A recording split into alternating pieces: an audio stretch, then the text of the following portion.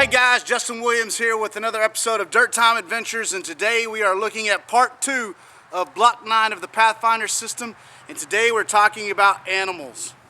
Part of Block 9 in part 2, dealing with animals, we're to cover three different things.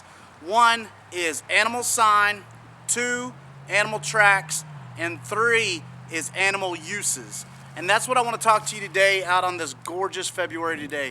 And you know, as I sit here with this amazing, beautiful bobcat that I trapped last month and froze it, you know, there's going to be a lot of mixed emotions that come with something like having a full-size, mature female bobcat sitting right here.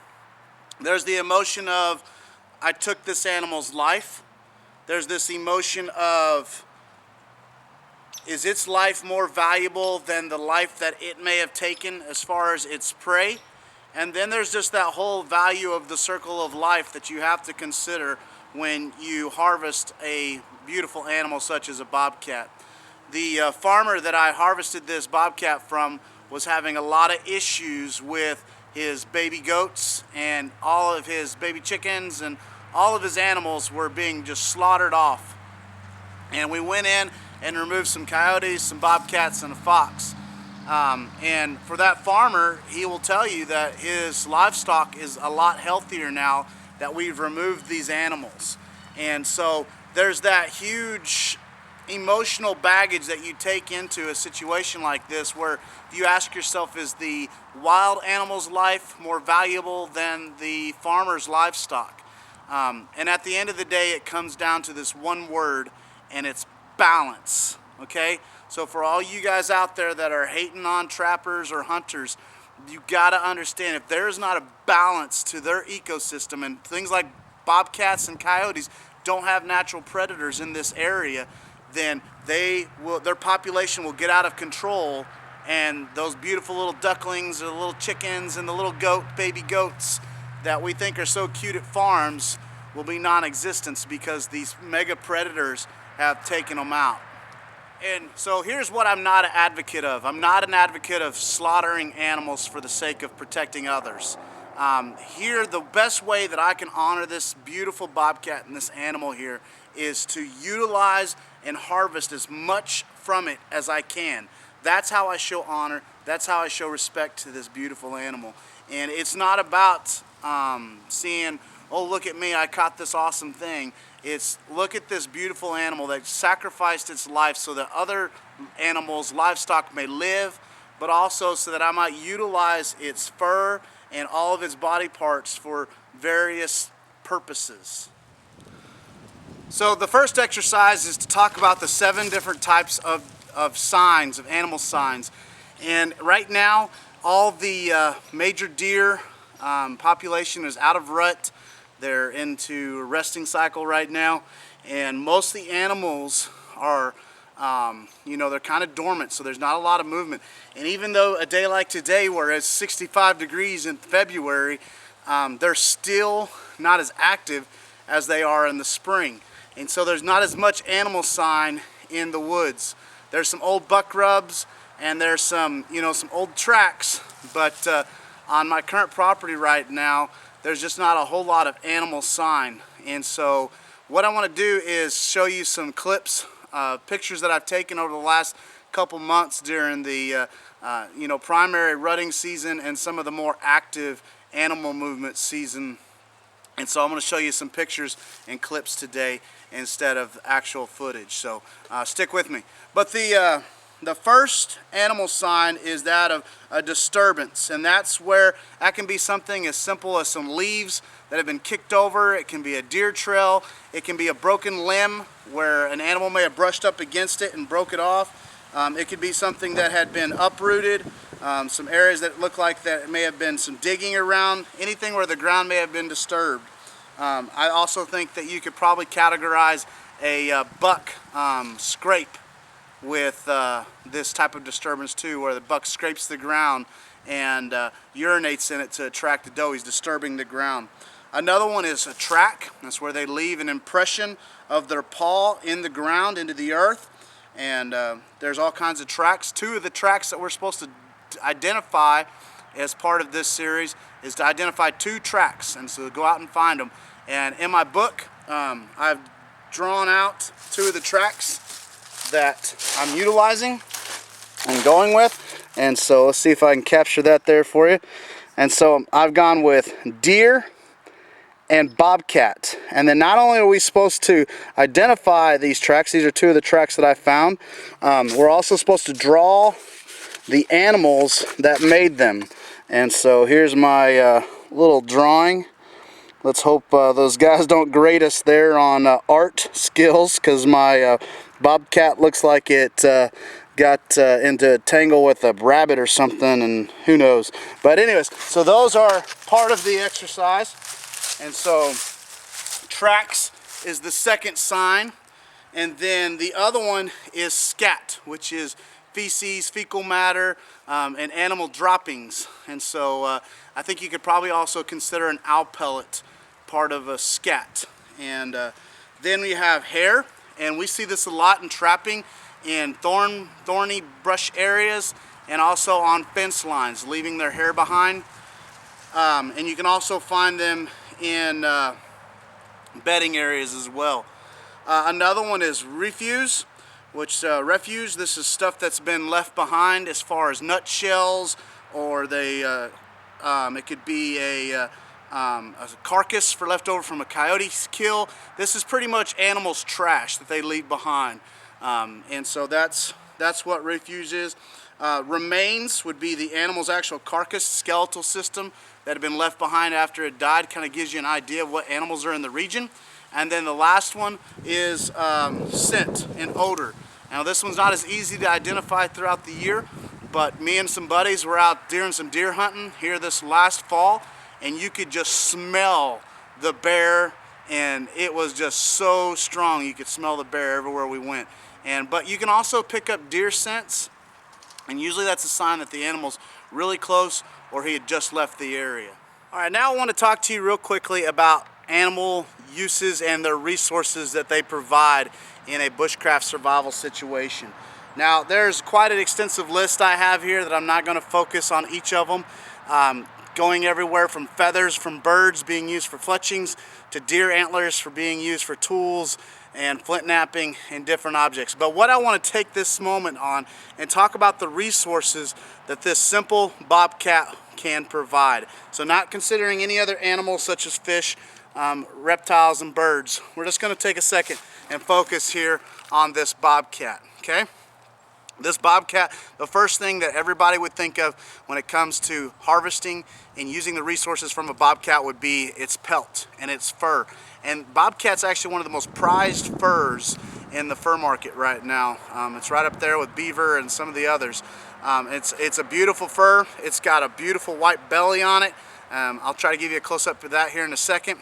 But the fur is the primary use that you're going to take off this bobcat. Other than that, you're going to move on to the brains. The brains could be used for a tanning solution to actually tan the hide. You got the teeth and the paws. The paws can be used for ornamental, and the claws and the teeth can be used for ornamental, for jewelry, for tassels, for toggles, all kinds of little intricate pieces that can be used for that. The bones can be harvested and used for tools. You can make all kinds of tools out of it. You can even make bone knives and all kinds of resources that you can do with the bones. The meat, of course, is edible, even on a bobcat. You guys may think that sounds gross, but we cooked up a bunch here a little while last trapping season, and it's really not bad. Normally, we actually reuse the meat for baits or dog food. We'll actually cook it up and serve it to our dogs. And so those are purposes for the meat. You can get into the tendons and the sinew that is in them, most commonly in deer, but you can harvest some tendons from these and make cordage. You can also make cordage from the hide. You can make hide glue, and for deer, you can make glue out of the hooves as well. The vital organs, such as the heart and liver, also can be eaten, but then you also have the non-vital organs, or the intestines there, and those all make excellent bait material for further catches, for further traps. Reuse that stuff, don't just throw it out. The urine sacs are amazing for lure as well as glands. It's going to be an attractant. It's going to be a cover scent, but use the glands to attract other bobcats. You know, we do that with beaver glands all the time. Makes a beaver caster. Excellent stuff. We use the metatarsal glands on the deer, which is perfect for rut season as well. The tails, there's not much of a tail on a bobcat, but the tail and the skull are also great trade items and are decorative items as well.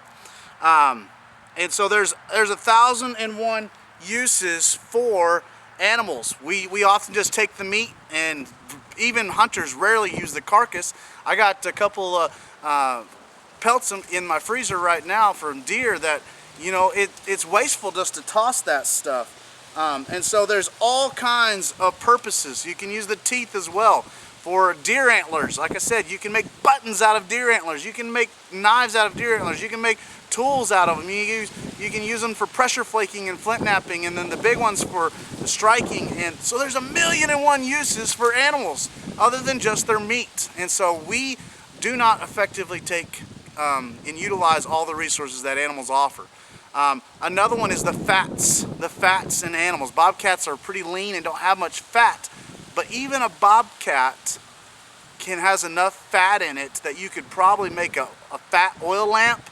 That you can also, you know, larger animals, you can make soap out of the fat, you can render it down, and all kinds of different resources that come from animals that we just fail and neglect to utilize. And so it's important that we do that, guys. As you can see, these bobcats, they have a beautiful undercoat, and they make amazing pelts. They're great for clothing and all kinds of other uses. And, you know, as I've thought about making this video, I was kind of hesitant about even putting the bobcat in it because of the hate mail that I would get with it. But here's something I think it's important that you remember when it comes to shooting videos or even being in the outdoors, is that all life is precious. You know, I don't know where we went wrong or where this, you know, this double standard came from, that certain lives are more valuable than others. But at the end of the day, all life is precious. All life is valuable. And to say that a bobcat or a deer's life is more valuable than a bird's or a fish, you know, guys post pictures of big bass online all the time, and everybody's like, oh, that's awesome, great job. But you post a picture of a bobcat, and you would think that the nut jobs came out, man. I'm not even joking. You get all kinds of hate mail. And so we got to remove that double standard, guys. And you can't be afraid to post something that you are utilizing and harvesting and showing honor and respect by using. And so it may be a little bit of a soapbox of mine, but it drives me nuts because I love to catch a big bass too. And I'll post those pictures and everybody thinks I'm a hero. But the moment I post a picture with a gorgeous animal that I've harvested and that I took time and invested in, and I'm going to utilize every part of it, then I become a villain and an enemy. And we have to remove that stereotype. We have to remove that double standard and find this common balance where we treat all life, fish, reptile, bird, bobcat, deer, elk, with honor and respect. And we do that in the way we treat it and the way we use it.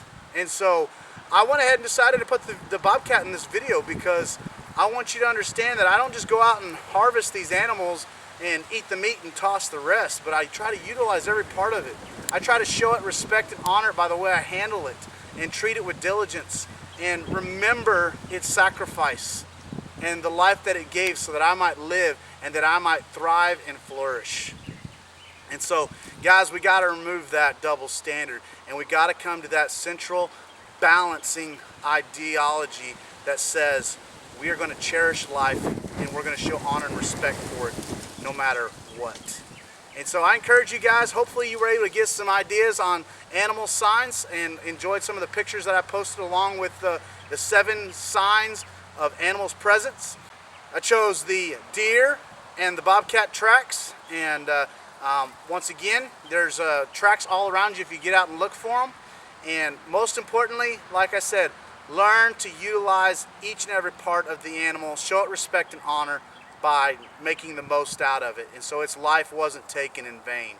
And so, guys, thank you again for tuning in to another video. I want to thank all my subscribers and supporters, and even you guys out there that are watching this video, and maybe you have a little bit of disgust or anger going through your mind that I'm killed a precious bobcat. Let me just assure you that life goes on, and life will continue to evolve and grow and mature. And if we take the time to treat it with respect and cherish it and utilize it without, raping and pillaging the forest and killing it of all of its natural resources, then that life will continue on. It will go on. And so be sure to always treat each other with respect. Even if you don't agree with what they're doing, you may hate the idea that I harvested this bobcat. Still treat each other with respect. Show one another that mutual respect, and be due diligent in how we treat one another, whether we agree or disagree on the taking of an animal's life. So today was a little more of a rambling and a little bit more of a talk on animals and resources and utilizing them, and less demonstration. I will eventually probably shoot a skinning video and an animal processing video, but it's probably going to be next year because we're moving on into the spring. Trapping season I've wrapped up for the year, and it's time to start focusing on some other skills, guys. So I'm going to get this bad boy skinned out, this bad girl skinned out, and that don't even sound right. I'm going to get this beautiful animal skinned out and taken care of, and begin to break down each of the body parts and put them to good use. So guys, thanks again as always. Keep it practical, primitive, and prepared.